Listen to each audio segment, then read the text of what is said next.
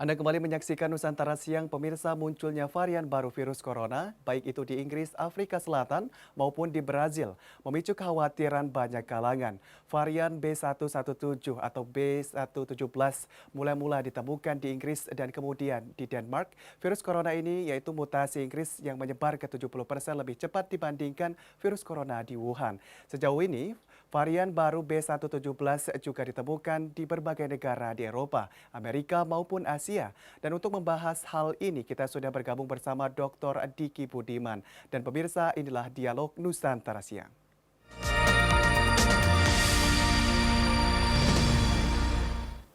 Halo, selamat siang Dr. Diki. Bagaimana kabarnya hari ini? Alhamdulillah, selamat sore waktu Australia, Mas Adi dan Baik. pemirsa. Untuk di Indonesia, selamat siang dan selamat sore untuk waktu Australia. Baik, Dr. Diki, sejauh ini bagaimana mutasi begitu cepat dan katanya lebih cepat pula menular. Benarkah demikian, Pak Diki? Betul, jadi ini adalah satu kondisi sangat logis ya. Sebagaimana virus RNA lainnya, semua virus RNA ini termasuk SARS-CoV-2 yang menyebabkan COVID ini begitu mudah dan cepat bermutasi. Cepat dan memang itu alamiah ya, virus ini bermutasi. Namun yang harus disadari, dari sekian ribu atau sekian ratus mutasi itu akan ada satu atau dua hasil mutasi yang akan bersifat merugikan kita. Karena sebagian besar dari mutasi ini memang tidak terlalu berdampak, tapi 1 dan 2 itu akan menghasilkan satu varian baru yang lebih cepat menular, ataupun yang lebih dikhawatirkan lagi kalau sudah lebih cepat juga lebih menyebabkan keparahan. Yang juga lebih dikhawatirkan lagi adalah lebih bisa mengakali atau menurunkan efikasi dari vaksin. Nah, saat ini yang ditemukan di Brazil maupun di UK, ini dua hal yang terjadi hampir bersamaan tapi tidak saling berkaitan. Dan pesan pentingnya adalah setiap pandemi yang tidak terkendali pasti akan menghasilkan banyak mutasi. Dan di antara sekian banyak mutasi itu akan ada varian baru yang merugikan. Nah, ini yang artinya di Indonesia berpotensi ada varian baru made in Indonesia karena situasi pandemi kita tidak terkendali.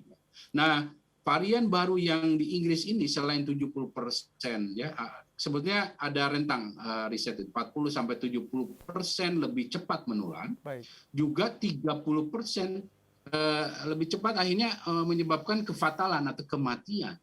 Ya karena viral load yang tinggi. Nah, ini yang harus kita pemerintah sikapi.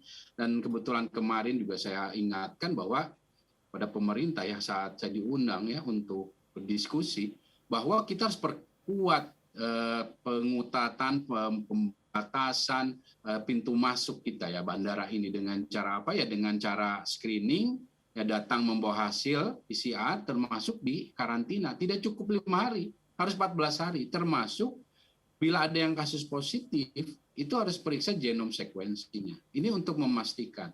Kemudian kita harus waspada juga bahwa di dalam negeri sendiri ya kita harus perkuat strategi pengendalian kita di 3T terutama dan 5M. Baik, jadi bisa dikatakan bahwa varian ini lebih berbahaya daripada sebelumnya seperti itu? Ya, untuk itunya masih kita tunggu konfirmasi lebih jauh dari hasil penelitian. Namun secara umum yang harus difahami oleh semua pihak dan masyarakat terutama adalah virusnya itu sama ya, SARS-CoV-2.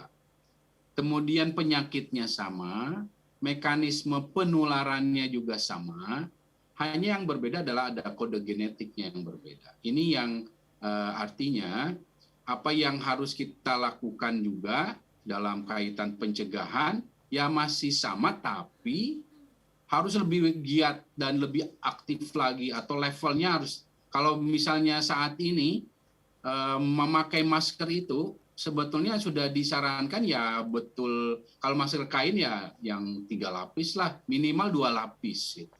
Nah, kemudian jaga jaraknya yang tadinya 1 meter ya 2 meter lah.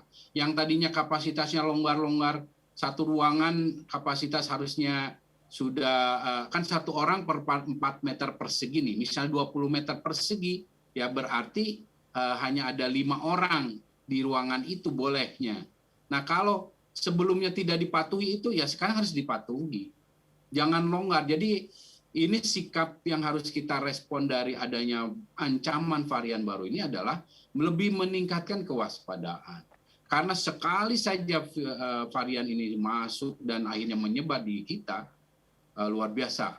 Dampak ke rumah sakit bisa 3-4 kali lipat, termasuk di angka kesakitan dan kematian ini akan jauh lebih tinggi. Baik, apakah gejala ini bisa dideteksi dengan seperti PCR seperti itu, atau mungkin ada alat-alat khusus yang bisa dikatakan untuk mengetahui bagaimana seseorang bisa tertular virus varian baru ini, Dokter Diki? Ya bisa, tetap bisa dideteksi oleh PCR. Ini sama ya, masih tetap bisa dideteksi. Namun untuk mengetahui bahwa ini dari varian mana atau jenis mana, ya harus dengan genomic sequencing. Bahwa seperti yang saya sampaikan tadi, penyakitnya sama COVID, ya.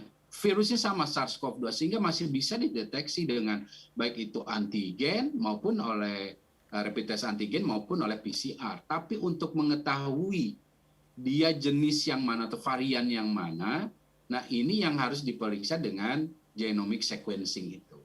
Yang dalam hal ini saya harus sampaikan ya memang kita masih sangat terbatas ya di Indonesia, walaupun sudah ada peningkatan tapi masih sangat terbatas, dan itulah sebabnya akan jauh lebih penting melakukan pencegahan.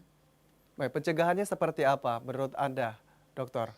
Nah, pencegahannya terutama dari mencegah masuknya kasus impor tadi ya. Hmm.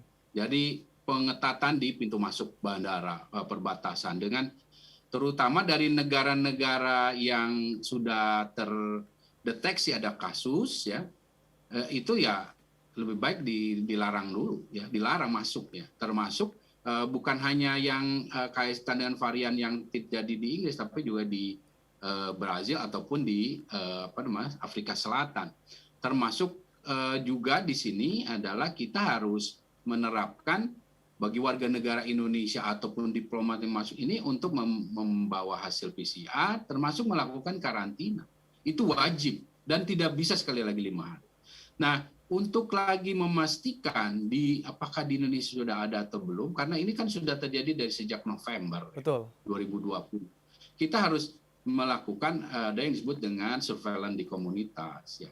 Jadi katakanlah di bulan Desember 2020 itu kita cari siapa ya, pemerintah ini men-tracing siapa saja yang datang dari Inggris ataupun dari Afrika Selatan dalam di bulan Desember itu setidaknya. Kemudian cari siapa yang positif COVID atau hasil PCR-nya positif, dan mereka ini diperiksa genomic sequencing untuk mencari apa positifnya itu dengan varian yang baru atau tidak. Ini yang harus dilakukan. Yang saya tahu yang ngerti belum dilakukan. Nah, dan saat ini sudah mulai bulan Februari. Artinya kita udah ketinggalan lama ini. Jadi faktor waktu ini kita sering telat ya, dan ini berbahaya sekali. Kemudian lakukan juga yang disebut dengan prospective surveillance itu, termasuk retrospective surveillance dengan memeriksa kasus-kasus positif di seluruh daerah provinsi setidaknya 1% saja atau 2% saja dari setiap daerah itu diambil kasus positifnya, kemudian diperiksa genomic sequencing di misalnya bulan Januari atau kalau bisa dengan Februari. Nah, itu akan cukup memberikan argumen dan kepercayaan atau confidence kita bahwa kita bisa nyatakan sudah masuk atau belum. Kalau belum itu dilakukan ya nggak bisa kita dengan sangat memiliki argumen kuat untuk menyatakan bahwa ini belum atau sudah masuk Indonesia. Baik, jadi ada juga bisa disimpulkan mengatakan bahwa Indonesia sudah telat seperti itu ya, Dokter Diki, karena sebelumnya negara-negara lain sudah melakukan pembatasan, baik dari orang yang langsung dari Inggris maupun untuk datang ke Inggris seperti itu, untuk tidak diperbolehkan. Nah, apakah Indonesia dengan telatnya ini menyebabkan varian baru ini sebenarnya sudah masuk atau tidaknya? Seperti apa menurut Anda Ya, solusi yang bahwa paling tepat mengatakan ya, ini dikatakan bahwa tidak ada di Indonesia, Dokter Diki? jadi kemungkinan virus ini sudah masuk tentu ada ya, sudah ada ya. Sangat sangat berdasar ya asumsi itu.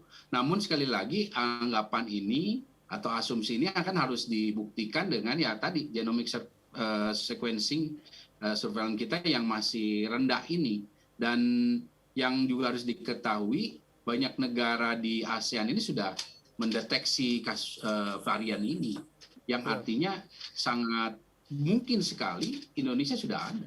Sangat mungkin sekali, sangat mungkin. Baik. Dan Dokter Diki, kita akan lanjutkan perbincangan kita sesaat lagi. Kita break sejenak. Pemirsa tetaplah di Dialog Nusantara Siang.